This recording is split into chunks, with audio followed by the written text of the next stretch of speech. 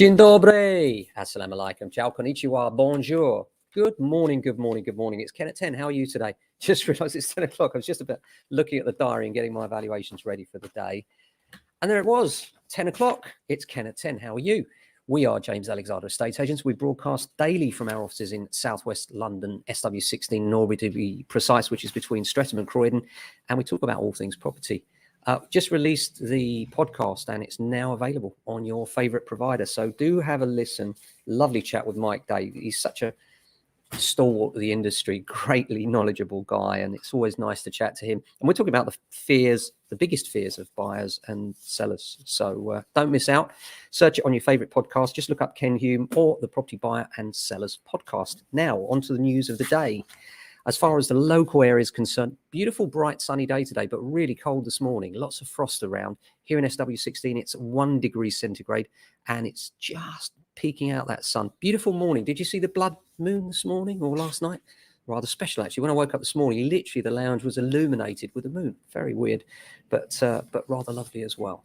Now, I digress. Let's get on to the property news for the day. That's why you tune in. The Daily Telegraph. Homeowners don't even need to advertise as off-market sales soar. Well, this has been true for a while now, that there are certain properties which will sell and you can have a very low-key sale.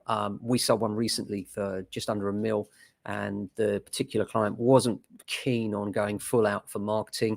The buyer was on our books already, and we knew we can marry the two readily, and it suited both parties to get the deal done.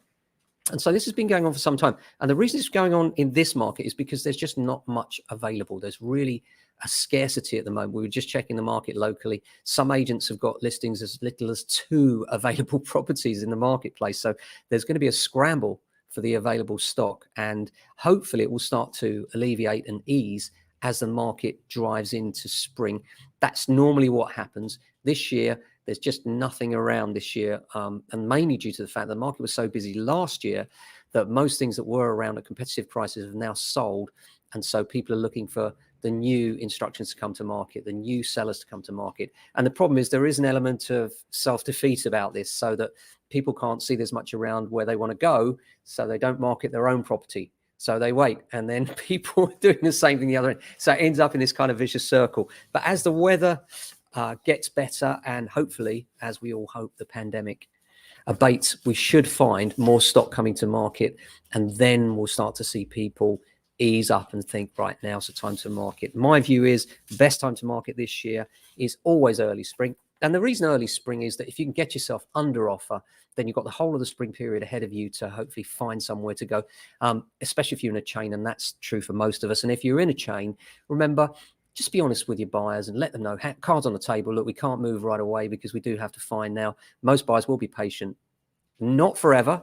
There is a limit to people's patience, and it will vary depending on who you're dealing with. But most of the time, our experience is that people will wait for between 2 and 6 weeks for the right house for those clients to find. Outside of that, some will, but they start to get, itchy feet. You know, are they really going to move? Is this really going to happen? Because I really need to move. So it can be a problem. And as I've said, with a lack of stock around, the problem is really exacerbated. So I would still say it's going to alleviate itself as we get into the springtime, because there's a lot of confidence out there. And when there's confidence out there, then people start to make the change. And especially now with the pandemic abating, you know, we start to see people come out of the woodwork and start thinking, well, it seems safe out there now to go out there and perhaps view, perhaps sell. It certainly seems a lot safer than it has done for the past. Let's hope we don't get another dodgy variant. Another article from the Telegraph and the Express. It always amazes me these days how many of these papers have the same articles. It's like one journalist is probably sitting on a Caribbean island somewhere writing all these and getting paid from all the papers. After figures from Rightmove revealed that the average price of property coming to market has risen by 0.3% in January, Tim Bannister, the head of property data there, remarked the speed at which we've seen the fresh choice that has come to market being snapped up by eager buyers over the past 18 months is a reminder to buyers to move fast and book a viewing with the estate agent as soon as a property that could be the one for you comes to market, he commented. Almost 40% of people inquiring about a home have a property to sell say they are yet to put it on the market. In the current market, where they're competing against other buyers who are able to move more quickly, this is likely to mean they'll miss out on the home they want. Well, we've said it before, we'll say it again, guys. If you're buying and selling, sell first. And I know that means that you then worry about what you're going to find. But if you're serious about the move, then you have to start with a sell, because otherwise you won't be able to secure the one you want. And a first-time buyer or somebody that's already sold is going to beat you to the punch, especially in a busy market like today. So make sure you get ahead of the game, get yours under offer. And if you're on with another agent and not getting any action, always give us a call. We always love to hear from you if we can help you in any way. Even if you're outside of our area, they just want to chat, a little bit of guidance. That's what we're here for. So do get in touch. Taylor Wimpey is saying they're seeing a boom in new home demand. This is in the Mail, the Independent and the Times. And they've reported growing demand for new homes amid low mortgage interest rates. We've delivered an excellent performance in 2021 and expect to report full-year results in line with expectation. Market conditions remain supportive and we see strong demand.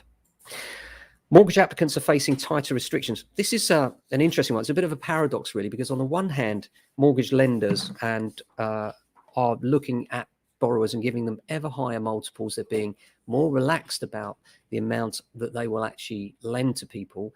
On the other hand, they're being more stringent on their criterion. If you take someone like HSBC, and this is not financial advice, by the way, on the one hand, they've just cut their rates across the board in their First Direct product.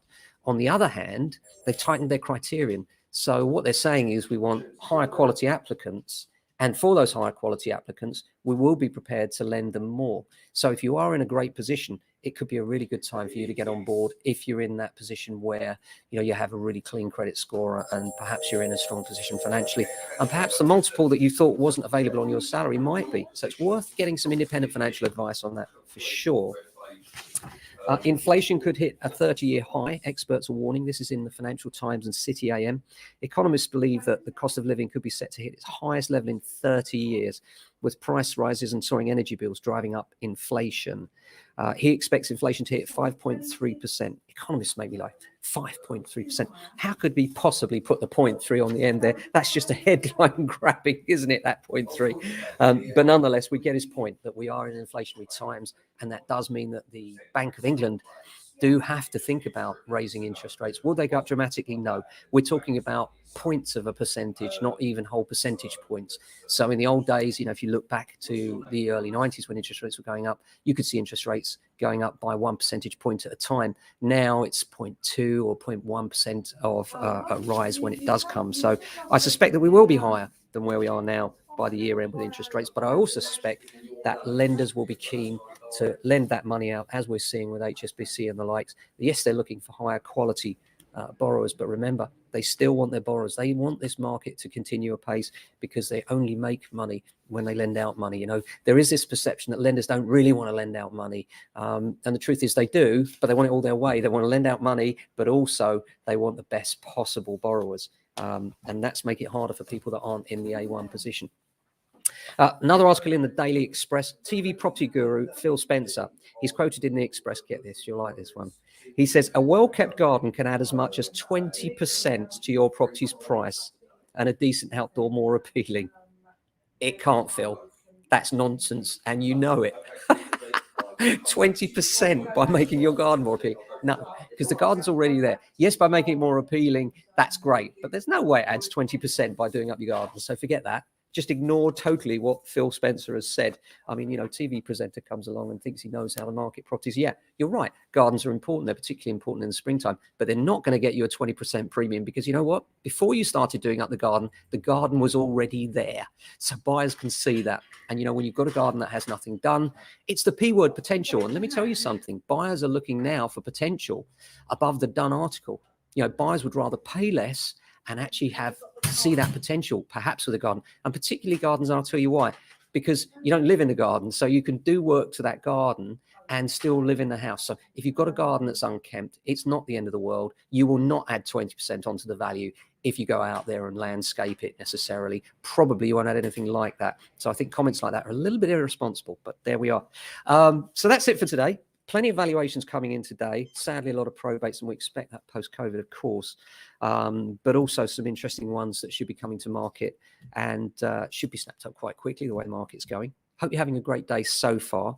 Thanks for tuning in. We'll be back tomorrow with another edition. Until then, look after yourselves and, if you can, your friends and family. Ciao.